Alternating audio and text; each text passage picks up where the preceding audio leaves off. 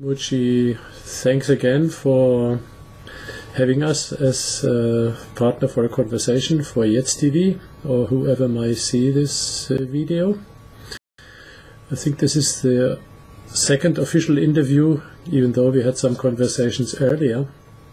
And during the preparation for this conversation, I looked on YouTube about the recently published videos with you, and I found a very beautiful one, which was from the Rishikesh retreat. This example with the car driving student and the windscreen wiper, and oh yeah.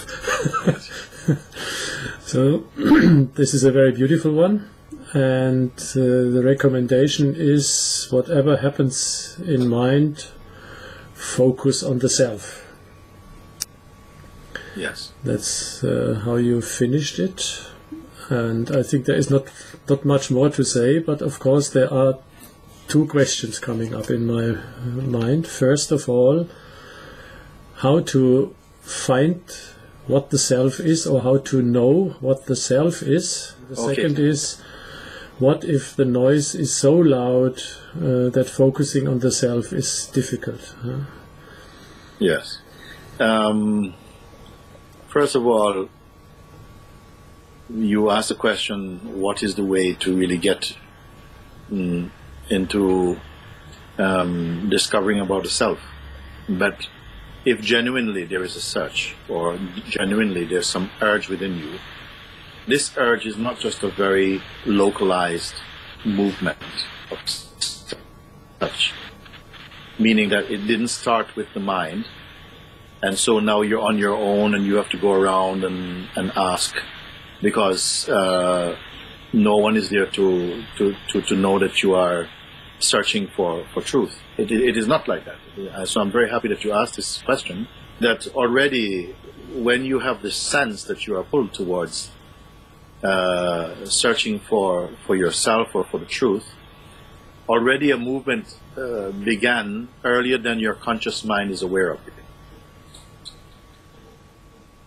So I say that it's a universal movement, actually, and it will begin to bring you in alignment or into the company of those people, or whatever situation or circumstances will somehow support your discovery. You say finding this movement to finding the self, or knowing what the self is prior to mind. It is not a mental thing. There is a deeper alignment happening already when this urge arises, which supports the let's say the finding of the self.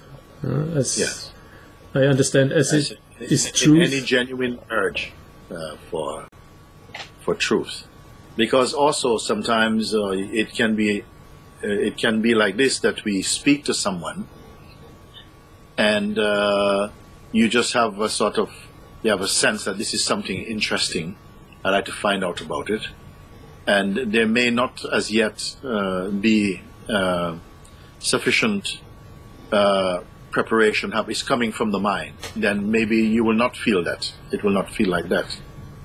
This is why I say, in any authentic, in any sincere drive for the truth, then you will find that for one who will go far into this and will come out as an awakened being, the whole universe supports that discovery.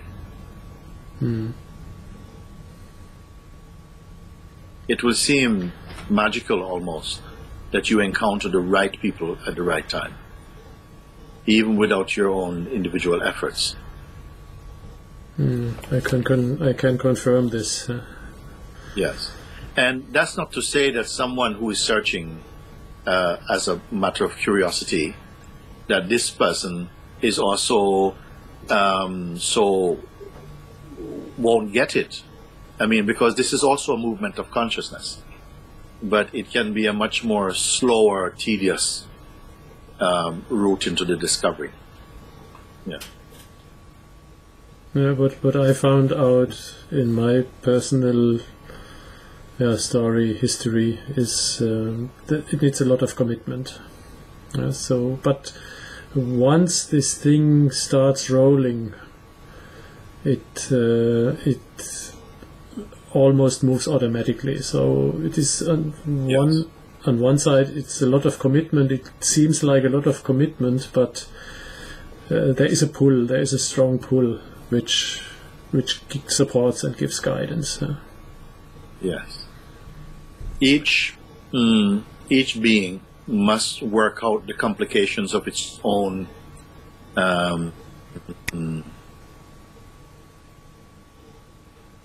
structures. It's some will have to go through the sense of really making a choice and keep backing away from this choice and coming back, and it can seem quite tedious. Another will seem just to almost before knocking on the door, and it will just open. There is no way of standardizing this. We're just discovering along the way. So the starting point would be interest in learning about the truth. When this can be moved, or when this can be, I don't know, can surface, then this is the starting point fundamentally. And then... Well, as I was saying before, the starting point may not be one you're conscious of. Yes. Maybe where you want to place, if the starting point is where you become aware of it, that there's a pull towards, or something arises as being interesting. But the original movement has started earlier than the individual mind captures it like that. Mm-hmm. The best of it, I would say, is when it happens in such a way that we know that we didn't create something, that you are pulled by some force that you cannot explain. Then that is a very sweet way, because it doesn't give too much room for your mind to argue against that. The force of that recognition can be so powerful that the sort of personalized identity has very little resistance against it. This is happening also, but not only. There are other parts, other ways that it unfolds.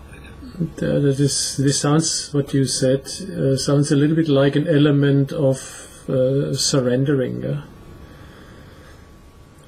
Surrendering is the response. It is not, it's the reaction, not the action, in a way. Something first gets touched, and in response to this, the heart opens, and there's a sense, I must turn towards this, turn my mind, my heart towards this. I must give my full attention to this. These are the fragrances of surrender. Mm-hmm. More of a response. So, in my biography, there was a point when I got the recommendation to do meditations in a spirit or in a mood of not expecting anything at all, being grateful, a mood of forgiving everybody, including myself, and readiness to go through pain if pain comes. So those were a couple of those were the main elements that were recommended. Yeah. What would you say to that?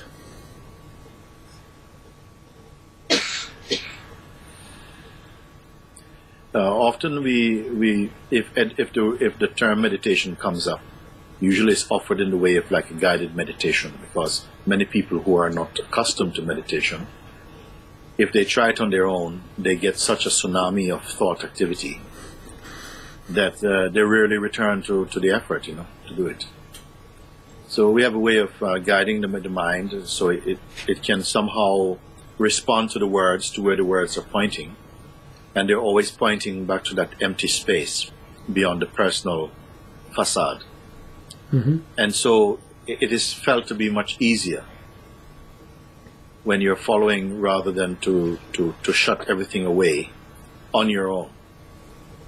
The guided meditations are very useful for that, because many people are really terrified of the silence that come up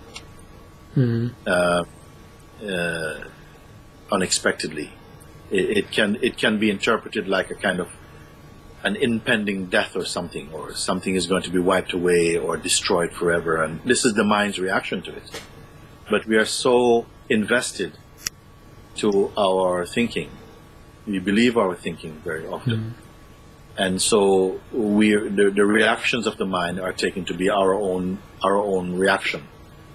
And really do people recognize the difference between themselves and the mind?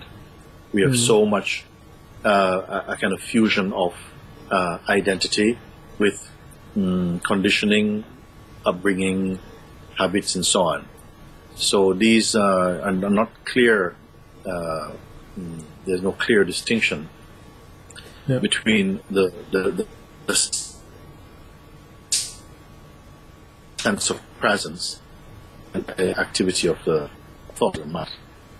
So this becomes a little bit of a way into one's own spiritual journey. That becomes increasingly clear that the space of presence or being is not the same as the psychological mind or even practical mind. It's not phenomenal. And as soon as that distinction is beginning to be clearly felt, not just understood mentally, but felt,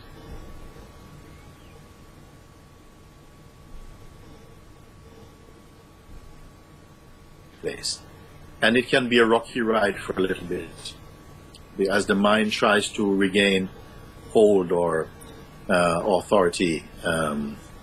There may be some turbulence inwardly. If you are in the right kind of environment where you have that kind of support or people who have that experience, they can guide you through that much more easily. But if you're on your own, you'll tend to panic, because it seems as though the psychological side of the mind has a lot of ghost stories for you, a lot of terrifying stories, a lot of death stories and annihilation stories, and very few people can stand up to them. So maybe for this reason you are advised that to be ready for the pain that the mind will bring, the sense of difficulties and so on, to be willing to go through that, and to prepare you ahead of time, because sometimes when it comes up as an unexpected surprise, unexpectedly it comes, then the people are thrown off course and they say, no, this is too much for me, this is too frightening. Not what they're expecting at first. Not everyone, but it's happens quite often. And particularly in the beginning stages of the attempt to meditate or to introspect on your own. There was one element which I forgot to mention in the recommendations, that was sense the hands permanently. So try to sense, just put the hands like this and try to sense the hands all the time.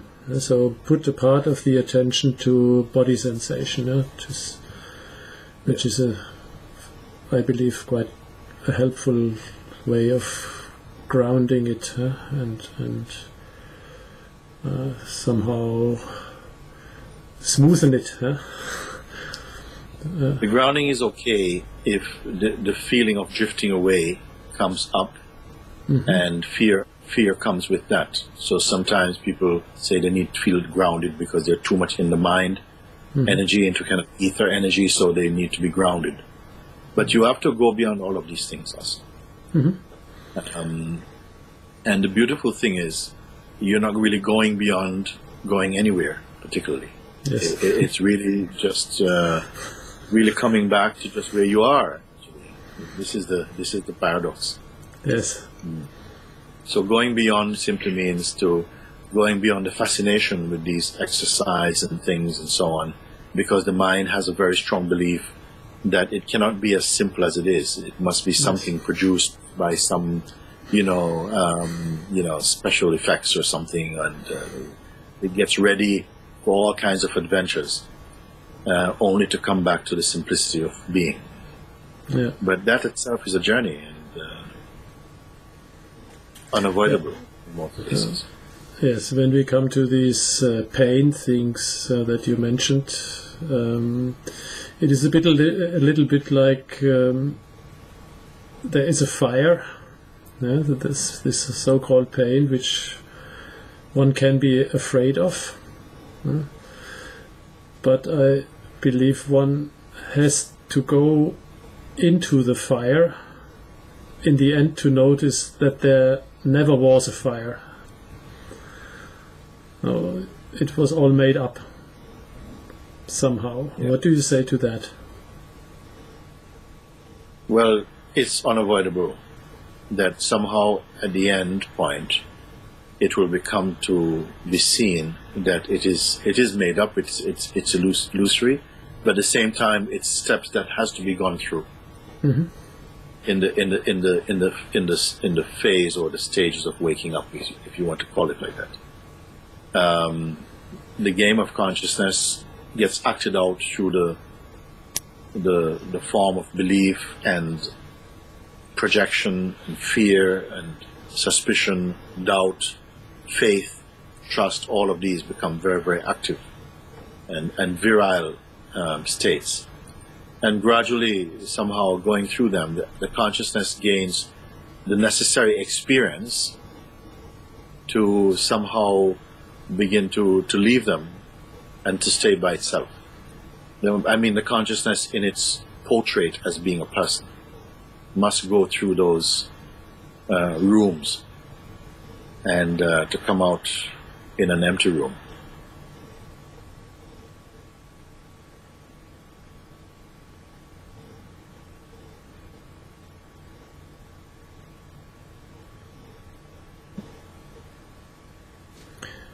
But then this empty room can be seen. Just reflecting my daily life. Yeah? So quite good. Yeah, well, empty room means empty of self, empty of you also. Not just empty room, but empty of you also. Of the you that you ordinarily consider to be yourself. That's what I mean by empty room. Yeah, I would. When I talk about this empty room, the best that I can try to describe it is there is a movie being played. This is all the appearances. So the movie is going on all the time, but there is no one who sees it. So this is outside of any appearance. This is what I am fundamentally. There's no. What you mean by that? That there's nobody who sees it. No one who sees it. This me, this I, yeah, this. I mean, even that is already a concept. Yeah? So. But the I itself is the movie maker, also. Yes, of course. Can the I itself be seen? If you take the energy away from the movie, as you call it, it's the I itself. As long as it's there, some movie will be going on. You see, these are not. When I talk about these things, I really am careful because there's a lot of talk from people these days that seem to speak as though this is a very simple thing to understand. Mm-hmm. And in some way it can be that at an intellectual level it is simple. For some people, they have the type of mind that can grasp this at an intellectual level. But to grasp this inside your heart as a living truth is not so simple. Because if we grasp it and still retain the sense of personhood, but the personhood still in denial of personhood, claiming to be Buddhahood or something, then this is very dangerous, I feel. And many people are playing the game of spiritual cliches about a lot of things like this. So I talk about this thing very sparingly when we talk about it. That to say that there's no one here has to be attended by profound seeing that what is here is not something is here, but it's not a person. This is what it really means. Something is here, but it's not a person. The person is made up. Like the actual perceiving is earlier than the notion of a perceiver. Again, the pure perceiving is earlier than the notion of a perceiver.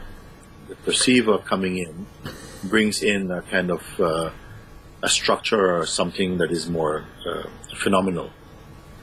But that is the phenomenon that is also seen. Yeah, but let me try to rephrase it. So,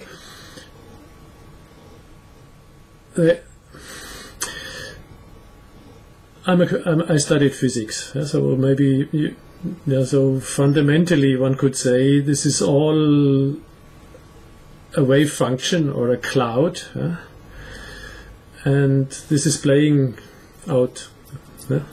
And somehow crystallizes into apparent persons and objects and all that stuff. But in the end, it's all the cloud only. Yes. So what the perceiver is, again, would be a crystallization. Yeah. But still there is movement. But the objects are made... Yes, but by the time you come to that understanding, that the perceiver itself is a crystallization. Something is happening inside you, something has detonated inside you to bring you to that place of seeing, that the perceiver itself, who ordinarily is perceived to be or taken to be a kind of fact, a fact of presence, turns out itself to be phenomenal. That is a very profound seeing. You see, because I was speaking not long ago with one physicist also. We talked about these things, and I was saying to him that your deductions or conclusions about all these things, you say that they are just they are not, nothing really is actually there. They are just somehow a coming together of cosmic material or whatever, and whatever you may put it. But life is more than that. The life is felt as that which is moving inside your veins, and something is more than just a kind of a dry science. There's something there that is very much something inexplicable is present there also. And so when the physicist becomes what they really discover here, when I say that when you and your answer and your discovery are the same, then you are free of it. Because to say that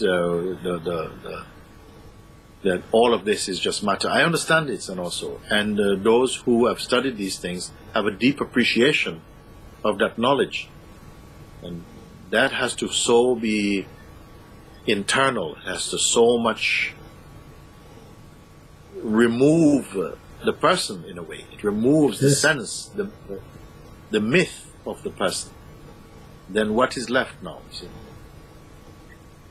Then this non-person we want to meet.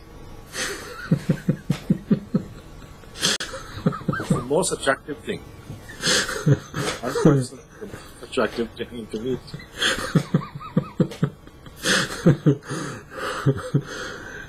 This is focus on the self. Yeah? This is my understanding of that when you say focus on the self. Yeah? Go back to that non-person. Yeah? Or you cannot even go back. Who would go back? Yeah? So I mean, that's how I hear this story with the windscreen wiper and the consequence. Focus on the self. Yeah? And still, the thoughts come and a sense of something which I cannot name, but best call it attention, being pulled into the world of forms, particularly at work. Fear comes sometimes when job is at risk or something like that. This happens. As soon as you discover really in the heart, I use the term in the heart, these things, then the fear cannot proliferate, it cannot go on. It really cannot go on. It means that occasionally fear will come because this is a physical body, and you have no control about what you will feel. They will come, things will arise in it. But they cannot expand in that anymore because the soil in which they will grow is no more there, the soil of personhood. So when we say it goes on, yes, in a way, because it goes on because it was never the problem for me. The world goes on because it was never the problem. It was never the problem. Thoughts come. They were never the problem. Thoughts not the problem. Yeah. You see, it is the belief in oneself as the thinker of thoughts and the doer of actions that then somehow converts the pure being, which is unassociated in its original form, and turn it into some kind of phenomenon. And any phenomenon is not stable. So that's where the difficulty comes, not the thoughts. And then so your senses, they're not the problem.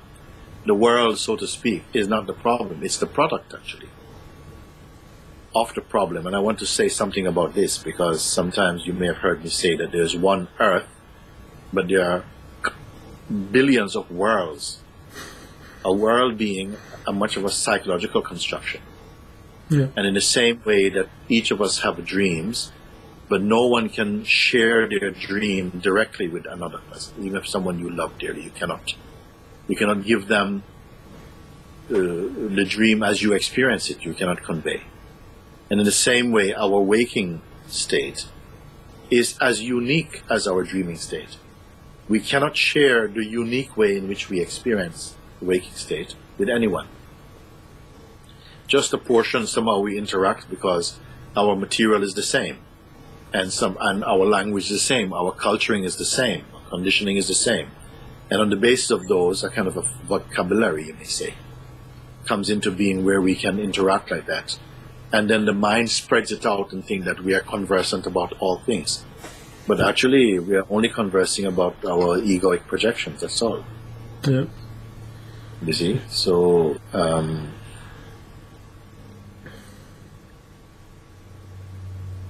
where to go with this? Because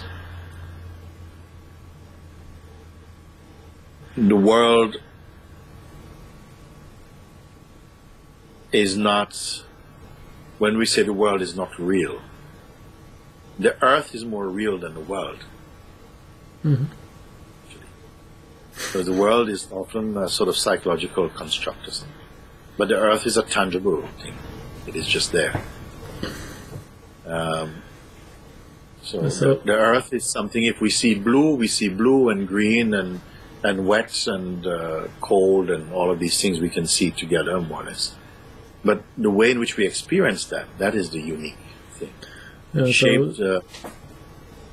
Shaped by our conditioning, spiced up by our conditioning and so on, it helps us to interpret the world which you call true. So it's not a stable field. So when we say the earth is solid, so to say, or is there is one earth, but there are many worlds. Then these worlds, one could say, are reflections of the earth in these bodies. You can say that the reflections of the earth also combine with our own conditioning. Yes, which is gets added to the mix somehow. Yeah. And then we are adding the herbs and spices of our own conditioning and desires and preferences to create the world in which that is shaped out of our own culture, our own conditioning. Yeah. Nobody can help it. In fact, it's what life is. That's what it is. Yeah. So but also the body stuff, of course. So if somebody is colorblind, so he will never know what blue is. So Yeah, so that is just one example, and Yes. as a conditioning, that would be a physical conditioning. Who is? Nobody knows anyhow, yeah, but a colorblind... But he may have a good feeling about blue, like we each do. Yes.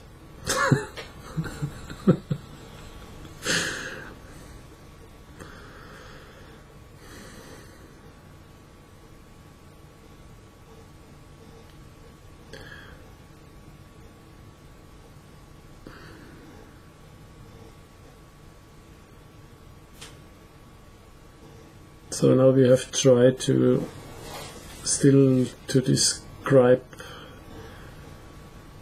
the self, and don't have the feeling that we made it. Well, it's good that we can't. It's good we cannot, because if you could, then you turn it into an object. It will become some phenomenon that we can talk about and have more opinions about. There has to be something that we cannot touch. There has to be something that we cannot touch, we cannot flavor, we cannot spoil, we cannot own, we cannot claim, we cannot create, we cannot lose, and we cannot find. There has to be something like that. Otherwise, we are far too arrogant.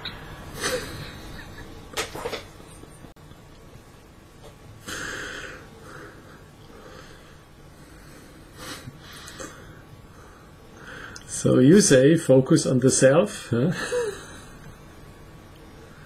I say that only to those people who have already a sense of what is implied by the self.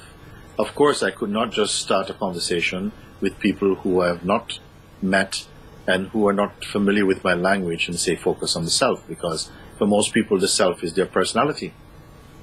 So I have to be speaking to a fairly mature group of people to say focus on the self. And sometimes I check in with them. Who understands what I mean when I say the self? And enough hands go up for me to continue talking. You see? And I see that they're not referring to themselves as persons or personality. They understand that their attention has come back to a point where there's no reference, there's no comparison, there's no interpretation, there's no history, there's no future, there's no time. And something is absolutely, immaculately clean there. And from this place, laughter comes. Beautiful laughter, not cynical laughter. Joy, real joy. You see? Because you're free of all pressures of expectations. You are free to not be anything. You see? And I say that in a way, directly or indirectly, it is what the human being is searching for. Because life is a burden without it. But only a few wise ones admit that. If you are aspiring and you have a deep projection in the field of life and so on, you don't want to know that. You don't want to know that it is it's illusory. You want to believe it is real, how it's real. So there will be some resistance for what I'm speaking. But some people who have been burnt enough, their dreams have crushed enough. Their projections have sunk enough, and their arrogance have not produced anything but pain. Become pliable inside their hearts and more humble and more open, and somehow find themselves slimmed down so nicely that they can go through that narrow opening to enter into real seeing. Then they are very happy. So when I say stay as the self, it's only to those in whom there is still a tendency to go back to the old regime of thinking, to go back to the old identity. It's not yet dead, see. Like there's a serpent, there's a snake inside the room, and we are trying to chase it out. And now the head is in the garden, and we start to feel very happy. But I said, no, the tail is still in the room. Yeah. So you don't do premature celebration. He has to come all the way out. And in the same way, when it's all the way out, As long as it's not all the way out, we revert again to referring to ourselves from the past and from the old patterns of thinking, the old culture. And it's not a surprise, because we are brought up like that, conditioned like that, trained like that. All I can say is that this is really a testimony to the greatness, the marvelousness of consciousness, because in one hit, it can break down lifetimes of delusion, is broken open. But the mechanism of the mind will come back in again. Mm-hmm. And so this is where the sense of practice comes. I used to have a small fish pond in my old garden in London, and somebody gave me some water plants called duckweed. In England we call it duckweed, and it's a very tiny leaf, but it grows very quickly. In a short time it covered the whole pond.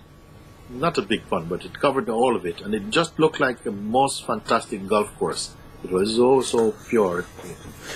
Green. And you feel like you could walk on it, but you throw a stone in it, and suddenly it opens up, and you can see beautiful water and pure reflection of the clouds and everything. But gradually it closes back up again. And some people experience this the same in spirituality. They get a breakthrough, a glimpse into the self, you may say. It's not really a glimpse in the self. The self puts on this movie called A Glimpse into the Self. You understand? But it's a very important movie. It's God's YouTube. And so somehow makes this thing, and then we have, I'm like,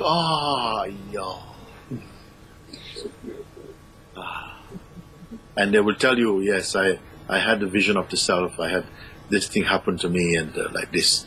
And then somehow my mind came back.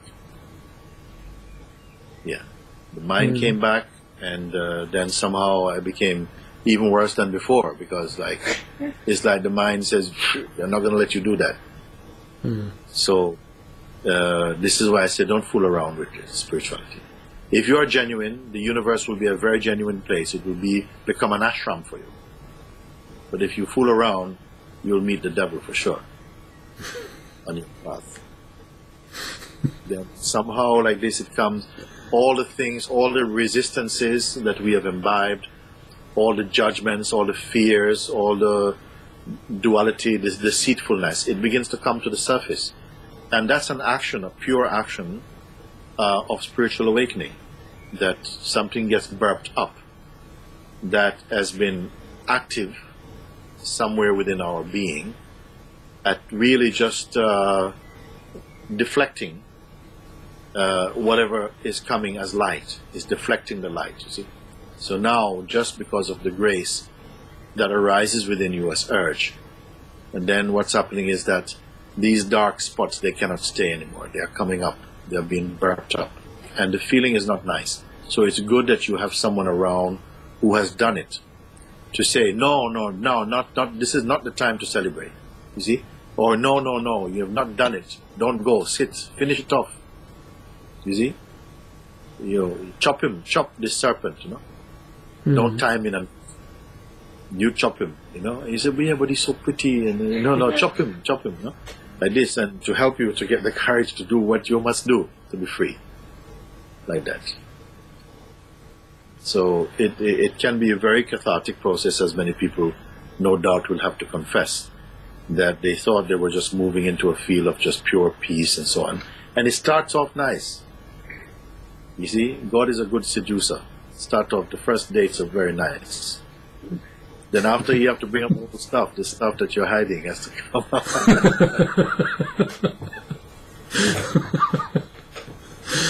But then it can be swift. It can come out very quickly. But if you have one foot in two camps, it will feel much more prolonged and more painful, that's all. Because then the mind produces, it does a makeover on the world, and the world becomes very alluring. Oh my God! It starts to show you things, bright lights and things that still have some residual seed inside you, then they start to sparkle. It's, oh my God, look at that, you know. Your ex-partners start to look really glorious and wonderful. To go back to that again, and or whatever it is, the money starts to come or whatever, and you have to overcome even this thing also. But what an outcome!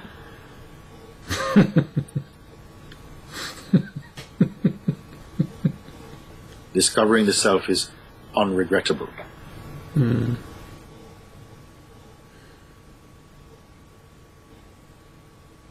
The one move you can make, you can never regret this move. You see, something says yes to this.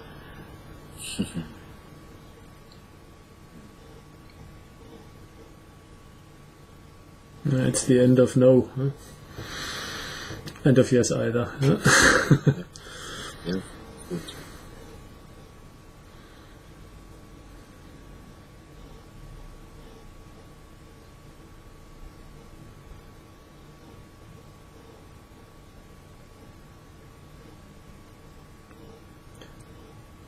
It's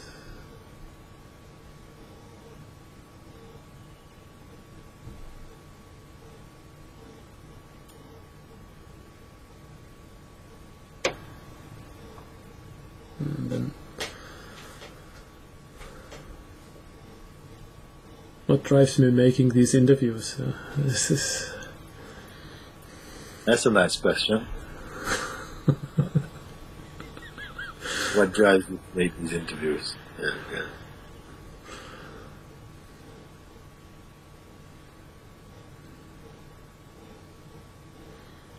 Do they bring you joy? Oh yes, but there's hardly anything which does not bring joy. Huh? Yes, yeah. Then, if like this it comes, it will somehow deliver some service to the world.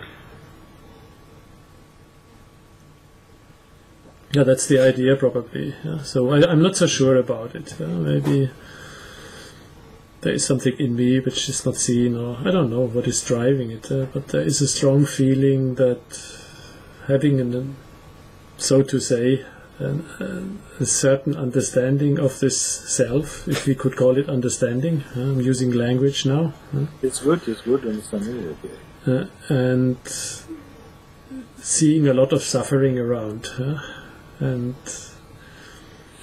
seeing that if this self is found, when this is getting clear, this also means that the suffering comes to an end.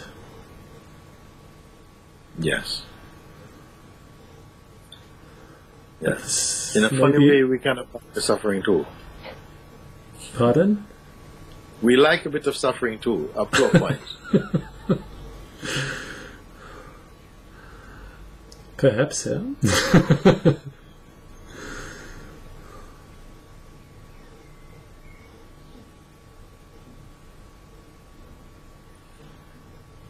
That's a good one, yeah. That was a good feedback, huh?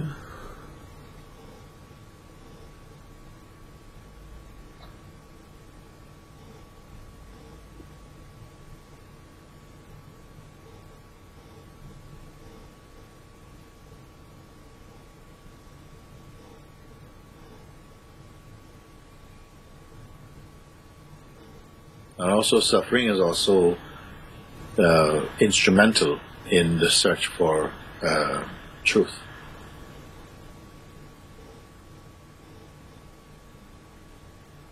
Because it causes us to plunge more inwardly and to go deeper than the surface, the superficial consciousness. To find answers that you will not find on the surface. And in doing that, you turn your face away from the diversity of phenomena, basically, and turn towards the source from where they are arising. This is also something.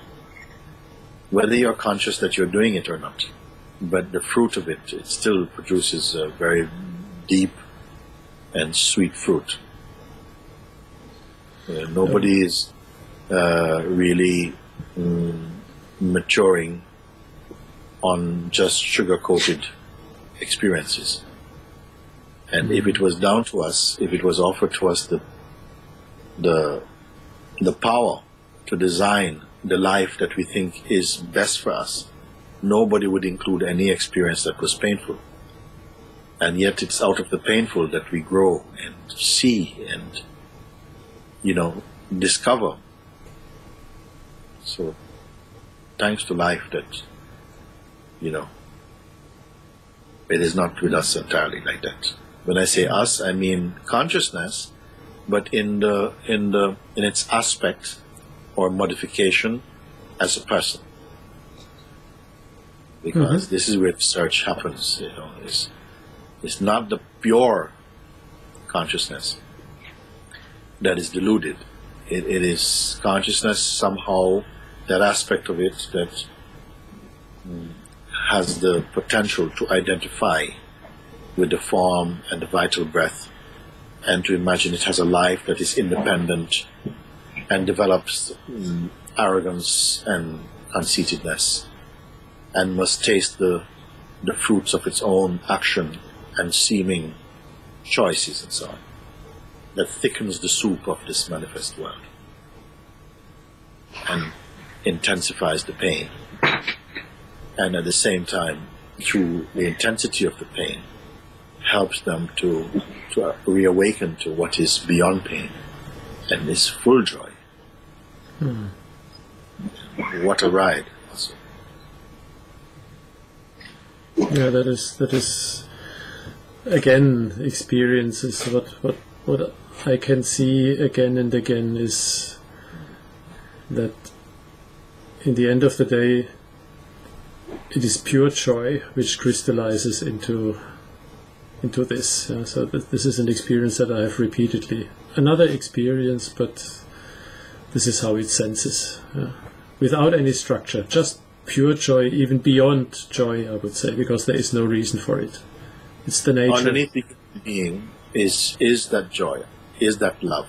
Every human being, every sentient being, at the core of them is that love.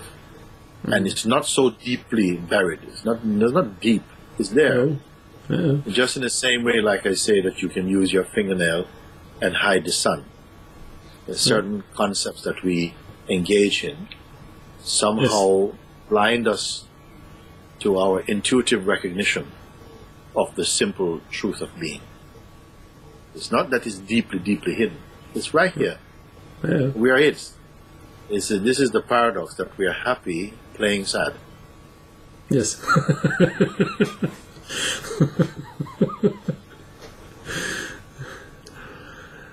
And you mentioned something about suffering, that it is necessary in order to look deeper. Yeah. In the end, it helps us. Yes, until we move beyond the need for suffering. Yes. It's a funny thing to say like that. But we do need pain, we do need challenges, we need disappointment, we need a full range of human emotions and feelings, and the capacity to feel so many varied things. It's all part of this, the full palette of life, the full spectrum of feelings. Yeah. What I just recently did and discovered, there was a situation when my family gave me a feedback. Reinhold, something is wrong with you. So something is going on inside you. And you are not really present at the moment. And I had no clue what was going on. So I sensed, when they give me the feedback, obviously there is something true about it. So what did I do? I sat down in a silent morning hour, and I had a suspicion. That there must be some kind of a fear that is driving something in me. And I just contemplated this pure fear, not even trying to explain fear of what. Just purely contemplating the fear. And after 45 minutes, experiencing the fear, you mean, experiencing it, calling it in, inviting Yes. it in, and experiencing it. Yes. Yes, without any assumptions or whatever it was. But then suddenly I saw the context, what was going on, and why my family could tell me, you are not present. That was an old story from early childhood, which suddenly could be seen, and then it was clear, okay, this triggered the behavior, the strange behavior. So that's what typically happens when somebody gives me the feedback, you are not present. I just try to find it, go into it, look deeper into it, not running away. A fear is normally a thing that people try to avoid, or even I tried to avoid. But now, no, it's the other way around. Go through it, and somehow then something might show. It cannot be forced, but it can happen. And without even looking, it's not very probable that something can be seen. So yeah. I don't even know why I said this now. It's just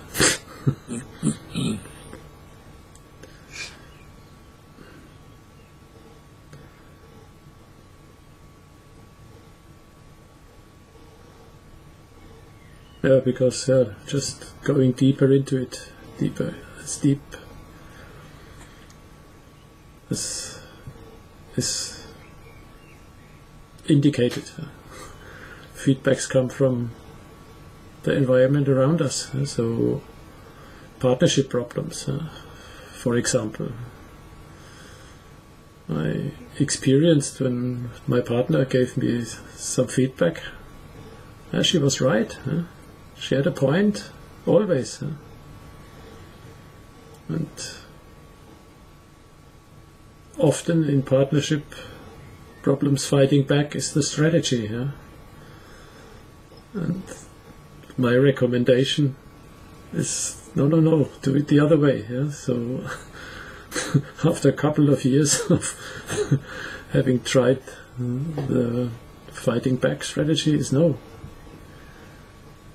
Do it the other way, go into it. This is, in the end of the day, it is all inside me, so to say. This is always seems to be always valid for, so to say, everybody. I don't know. So instead of fighting back, it's just about being open, letting it in, looking deeper in here.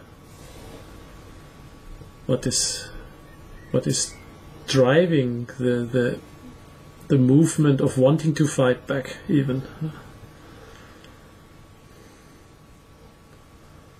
And then, strange enough, it can be very painful to not fight back and go inside, but at the bottom of this pain,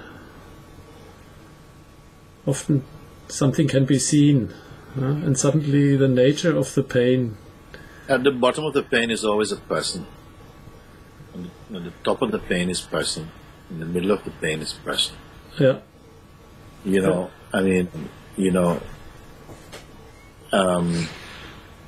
It's very good sometimes to throw everything away, including yourself.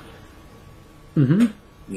To really have that attitude, just to walk out of yourself, so to speak. Don't talk about it because it sounds a ridiculous thing to say.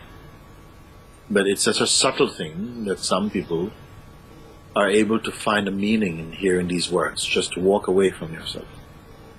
Like this body and all that it contains, and all the mind and the thoughts and stuff, just crumple down on the floor like some old clothes. You walk away from it.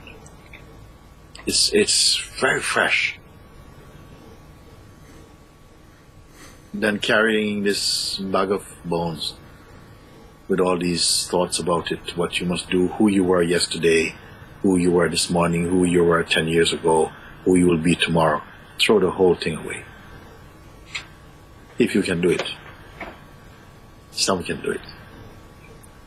because they see it's all stuff. If I ask you what did you have yesterday, well, I was going to say what did you have for breakfast? Some people know, they can remember. They say, this kind of stuff I can't remember. So I have a feeling that nobody can remember. But some people surprised, they say, yes, I had 2 sausages and the egg and 4 baked beans. I mean, they are very, very clear about things. But if I say, what was your thought this morning at 11:15? What was that? What was such an important thought for you, or feelings for you about something? They may not have the energetically. They may not able to go and find it. Just can't say, "Well, that's such an impossible question." I don't know. So it's like it's not real. It's just something presses the real button, and it goes, save, and something remembers. Oh yes, I must remember this, or something like that. Mm-hmm. Otherwise, what is there? What is there is something that the mind fears. The totally spontaneous life, but not a life trying to be spontaneous, but it is spontaneity, pure spontaneity. Meaning that you're empty of the intention. You see, I can't speak about these things everywhere, isn't it? And I'm happy that we can talk about it. You're empty of intention, empty of, sometimes I say, I am supremely happy because I don't have a future. I'm not concerned about the future. Mm-hmm. Then my mother might say, oh, that's very irresponsible of you or something. You see? So I wouldn't tell her right now. But I may say, if the occasion arises, which you will know intuitively in the moment. Yeah. So I don't want to set any programs of how you'll be or not how you'll be. And then somehow your mind, when it's empty, works very well. It picks up on things which are out of date. That's out of date. And then soon you find everything is out of date. Mm-hmm. The whole of my world in my head is out of date. You see? What has no date? Try and find that which has no date, has no sell-by date, no production date. Not like this. And quickly, the correct kind of mind quickly finds a way into that inner space. And that which we are afraid of, because the mind that is afraid of the life that is unexplained is the mind that is afraid of the life that is inexplicable runs. But some are drawn to that and find in that, when they find themselves not as some tangible qualitative entity, but just as the sense of presence, find that that is full and content. But full of what? Full of potential, of emptiness, that whatever is needed in the moment seems to spring spontaneously and appropriately into action. And when it has attended to what it's come to attend to, it slides nicely back into oblivion or into emptiness. But who will value these things? I know. Some do. Some do. The alternative is the planned existence where we know what we're going to do next Thursday evening at 7 o'clock, we know. And some people, if the diary for 2017, they probably have half of it full already. Because the mind is either so afraid to let a free moment happen just because it's a risk or something, that it want to fill up all the time that it conceives time to be, and then say, I have a full life or something like that. Yeah, what I experienced is that these goods like seeing beautiful places or having beautiful things, they lose importance. So they have no meaning at all. So they have enough meaning while you have interest. Yeah, but there is no interest there. Yeah. And at work, sometimes I used to say, I wish I felt before a meal how I felt after the meal. Understand? Because I wouldn't have had it. Yeah, I like food too much. So yes, that's one that we share probably. yeah, if you have no interest in the thing, then it doesn't become a reality for you. It just doesn't manifest at all. It doesn't have any. Yeah. So we are seeing the world that we are interested in. And when I say interested in it, I don't mean that necessarily interested because you like it. Sometimes because somehow, even if you don't like something, because there are two kinds of desire. I really want something is a desire. But I really don't want it is also a desire. Yeah, I really don't want to be hit by this car. Yeah, this is a very healthy desire. Yeah. Yeah. Well, it makes you very clumsy in for front the of body. that car. You see, I really don't want to be hit by this car, and suddenly you find your legs going in front of it. Just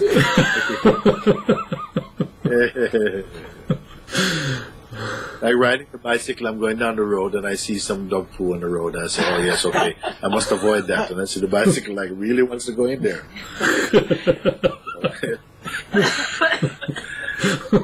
Mine, which is completely empty, doesn't have this kind of dilemma.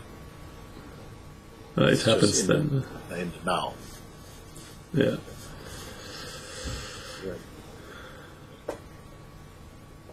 And when it comes to work, I still work in industry as I did all my life, so to say.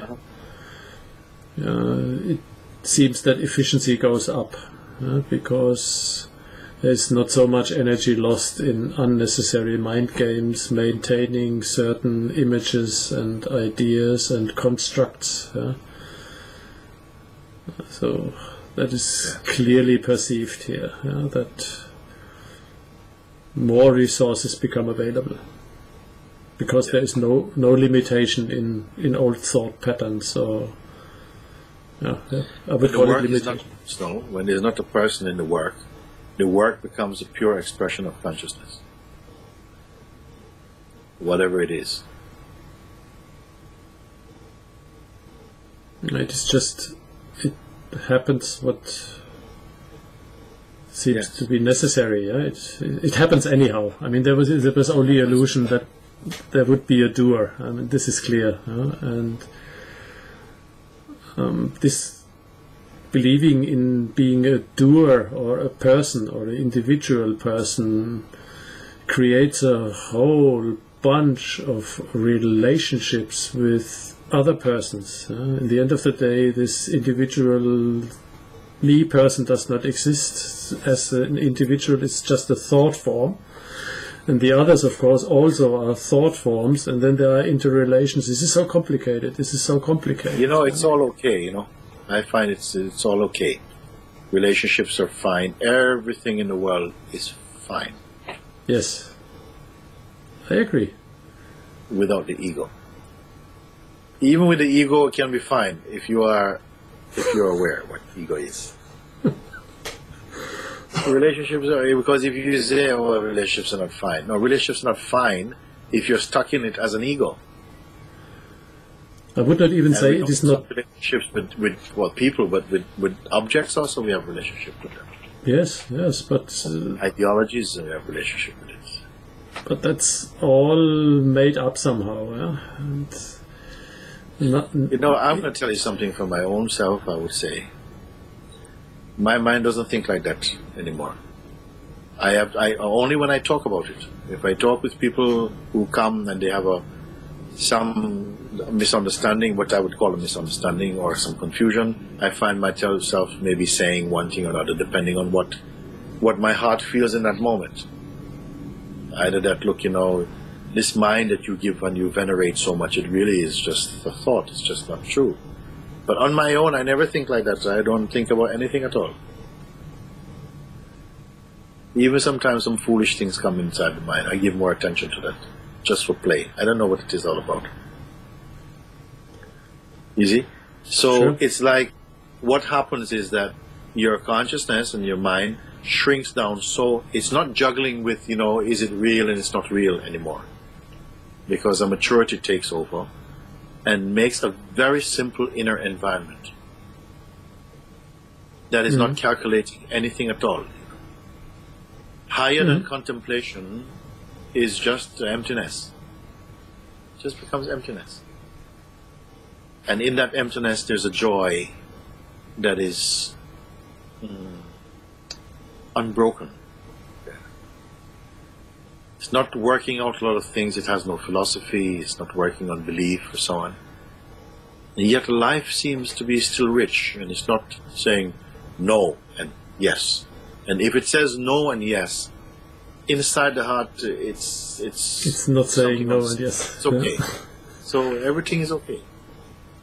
Everything is okay, but it is understood in some deep way beyond the need to even say that. It's understood and felt that it's just, all this is just for the moment. All this is just for the moment. And next moment, it's just for the moment. You see? And yet there's a taste to it, and a smell to it, and a feel to it.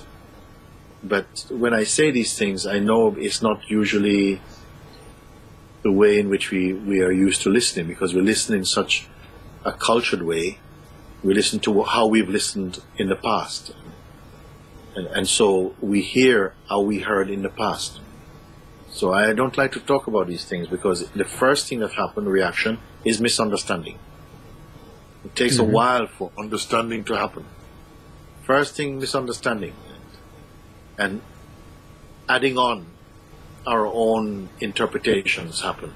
So the pure juice of what is being said doesn't come through. It gets filtered and added on, and it gets turned completely into some kind of sausage. It doesn't come through just pure. Everything just gets mixed up and just made into something like that. So I find that much of the time when we speak, even in satsang, it takes a while for that mist to clear from the mind. And this is why it's like guided meditations are so good, because immediately it begins to direct you back into the silence, into the stillness, rather than to be in the jungle of the mind trying to work out what is the best route. It brings you straight into the heart of silence like that.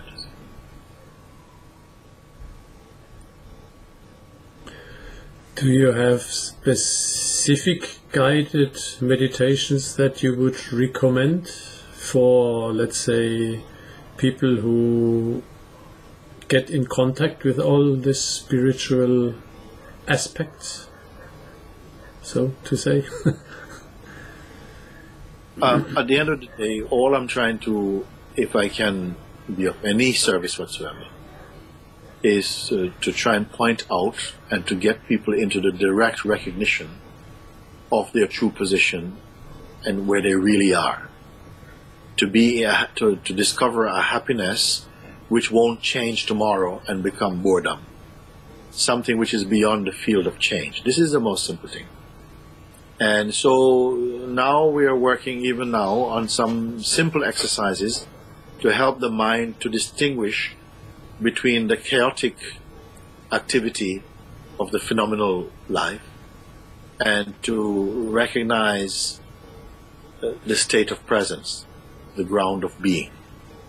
And also to move on from that to recognize what is pure awareness, but beyond conceptual and beyond academic or intellectual understanding, so that it becomes very clear. Because if this is clear, teaching is not really necessary.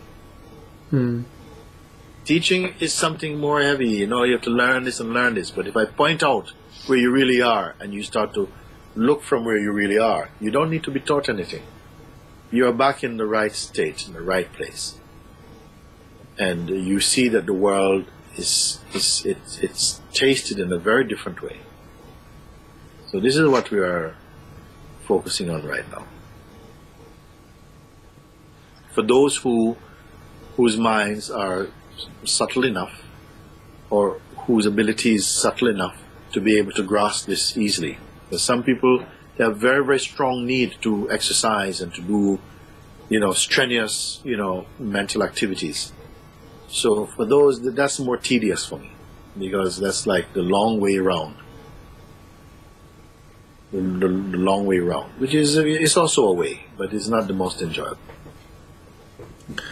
So, but still these structures and conditionings have to burp up or burn or whatever one might call this. No, not they don't have to burn first. First, this is what is probably a bit radical with what I'm sharing at the moment, is that these don't have to burn first. They're not that real to give so much energy to burn them first. They only have to burn first if you insist on being a person. But if the mind is able to bypass that and come into the recognition of your true place, then they will burn by themselves, if they need to burn. And it's a much more simple, much more direct way, rather than sharpening your swords to fight dragons. I'd rather show you where you really are, and then you see, well, the dragons don't really exist there. Bye-bye. But if we do so much training to fight dragons, then if I tell you there's no dragons, you don't even want to believe that, because you've done so much training to kill them. You see, so there is something like this, and I prefer to kind of point you, but you're not these things, and show you evidence that you cannot be that, because whatever it is that arises for you, if you are that, then when it goes, you will also have gone. And you are the witness of the going of it. So you cannot be the traffic of the thoughts and the emotions that come and go. There's something must be willing to look at that, because it's common sense, actually. And so if we follow like that without the resistances that come out of habit, just to make argument, if you don't do that and try and follow the line of the introspection, very quickly you come to that space of being. And anyone who experiences that space, they want more. They want to be in there more time. They don't want to leave, in fact. Then they say, how can I stay here? Because it's so nice to be here. You see? So that is quick work. Get to the point, you see? Very, very quick like this. For those who can be quick. There's some people cannot be quick like that. So you have to give something different, you see? And that's also an authentic way too. Of course. Yeah. So fundamentally, I hear now that you recommend this self-inquiry. Yes. I recommend that people find a place or a teacher who can not just teach them the inquiry in a mechanical way, but actually engage with them in the process of inquiry, and to sit in environments where you can spend some time being in the energy field of this type of work, so that you get immersed in it. Your mind has a chance to really be immersed in it. And that is good, rather than just having these, hit and run episodes of satsangs and so on, or to be watching these inquiries take place online, and to bring them in, because the online thing is also very strong. It works just the same way. And just to keep going over it, and then when you have a really genuine stuckness or question, then you try and write in and say, look, please, I need to go beyond this. I'm being caught in this particular place, like that. But for those who are really earnest, who are really serious about it, I really recommend, come on a retreat or something like that. Give a bit more time for it. Take a few days, take a week, and immerse your mind in this, and it's going to be, more established in you, rather than it is I believe and I think. No, that you are placed in knowledge.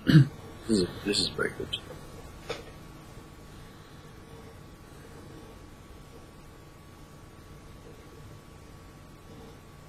And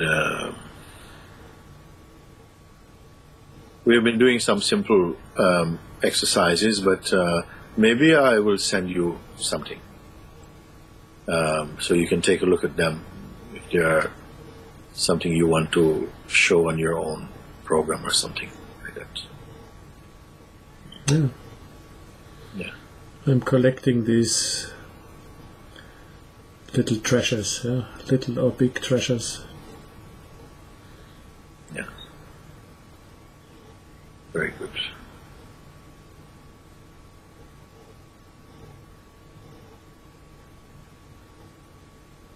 Thank you. Thank you, Mooji.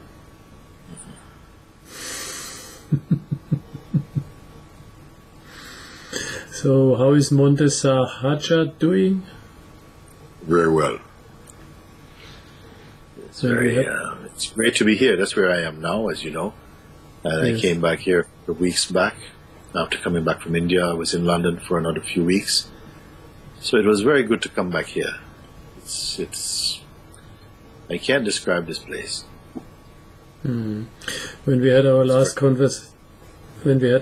conversation, you were just busy getting it sorted out.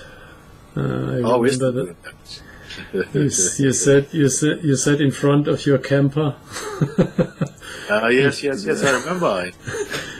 I remember because I'm sitting with another kind of blue shade going. And when I looked at this image, I saw it was a similar kind of thing, but there was a lot of movement from the flickering light of the sun. I remember this thing. And it was outside the camp. Yes. People liked it, so totally spaced out. That was one feedback that I got.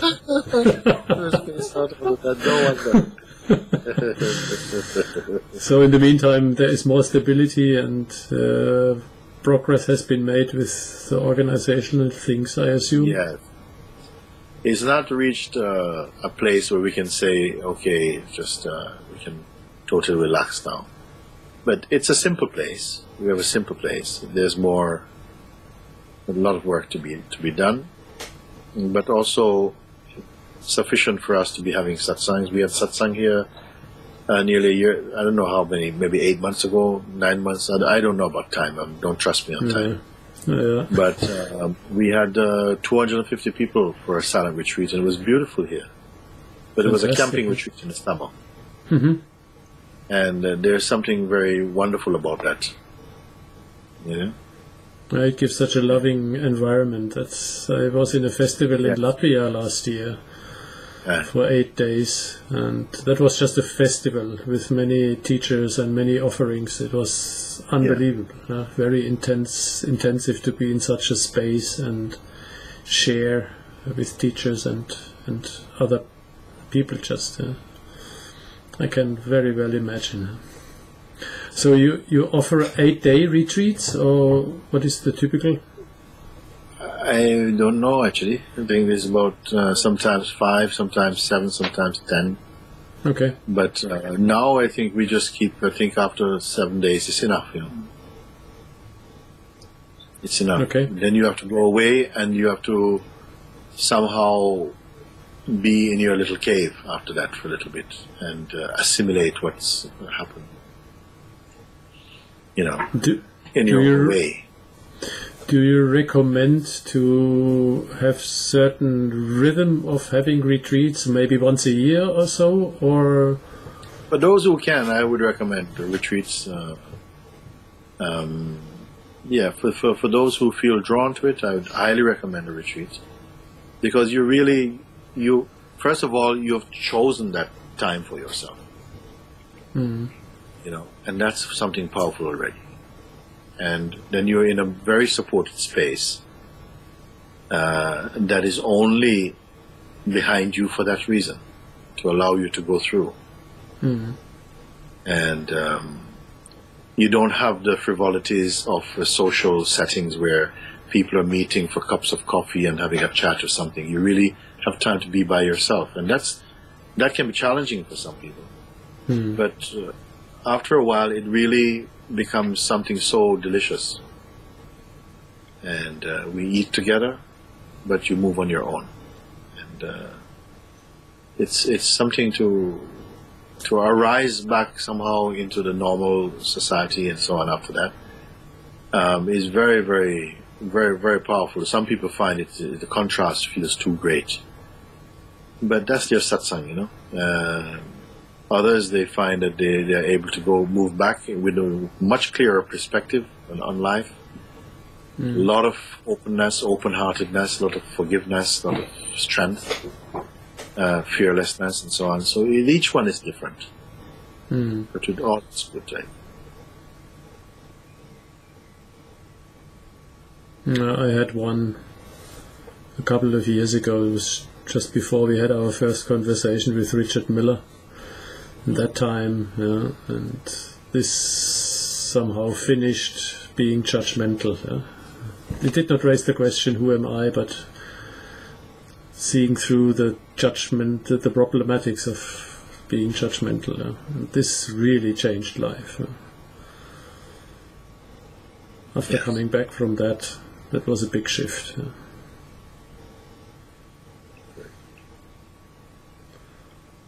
So these things can happen. Yes, they can.